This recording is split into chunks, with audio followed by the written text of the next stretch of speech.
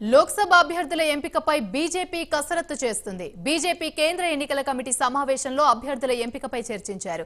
సుమారు 5 గంటల పాటు సమావేశం సాగింది. రాత్రి 11 గంటల నుంచి తెల్లవారుజాము వరకు నేతలు చర్చలు జరిపారు.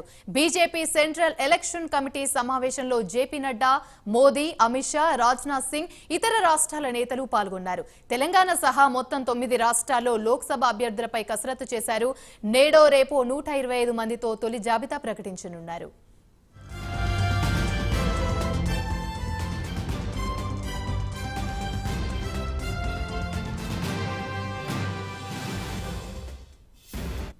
రైట్, ఇక ఇదే అంశానికి సంబంధించి మరిన్ని వివరాలు మా ప్రతినిధి సిరాజ్ అందిస్తారు. సిరాజ్, చెప్పండి, లోక్సభ అభ్యర్థుల ఎంపికపై అయితే ఇటు బీజేపీ కసరత్తు చేస్తుంది, ఇటు బీజేపీ కేంద్ర ఎన్నికల కమిటీ సమావేశంలో అభ్యర్థుల ఎంపికపై అయితే చర్చించారు. దీనికి సంబంధించి పూర్తి అప్డేట్స్ ఏంటి? 5 గంటల పాటు సమావేశం అయితే సాగింది. ఈ సమావేశంలో ప్రధానంగా ఏ అంశాలపై చర్చించారు?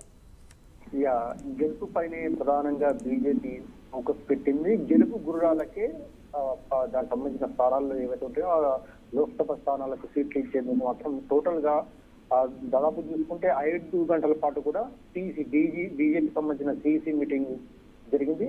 ఈ మీటింగ్ లో మాత్రం కీలక నిర్ణయాలు కూడా తీసుకున్నారని చెప్పుకోవచ్చు. దాదాపు చూసుకుంటే 125 మంది అభ్యర్థుల లిస్టు ఈ రోజు కానీ రేపు కానీ విడుదల కానుంచి చెప్పుకోవచ్చు. మొత్తం మీద తెలంగాణలో చూసుకుంటే 6 నుంచి 7 అభ్యర్థుల లిస్టు విడుదల కానుంచి. అయితే సిట్టింగ్ ఎంపీలకు కూడా స్థానాలు అంటే 3 నుంచి 4 స్థానాలు దక్కే అవకాశాలు చాలా స్పష్టంగా ఉన్నాయని చెప్పుకోవచ్చు.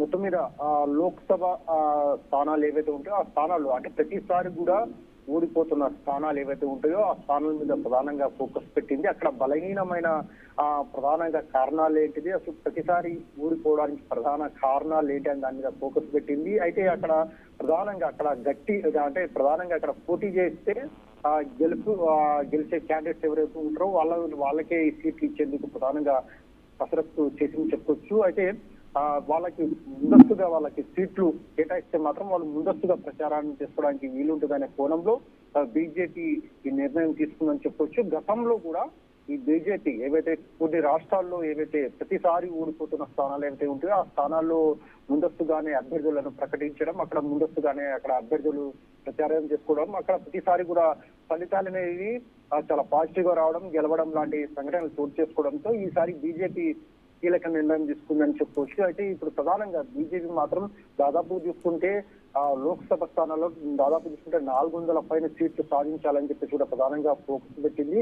సో ప్రతిసారి ఓడిపోతున్న స్థానాలు ఏవైతే ఉంటాయో ఆ స్థానాల మీద ప్రధానంగా ఫోకస్ పెట్టింది. గెలుపు గుర్రాలకే ఈ సీట్లు కేటాయించేందుకు ప్రధానంగా ఫోకస్ పెట్టింది. మొత్తం మీద అయితే ఈ రోజు కానీ రేపు కానీ 125 మంది సంబంధించిన అభ్యర్థుల ఎంపీ అభ్యర్థుల సీట్ల సంబంధించిన లిస్టు ఈ రోజు కానీ రేపు కానీ విడుదల కానుందని చెప్పుకోవచ్చు. Right, thank you Siraj.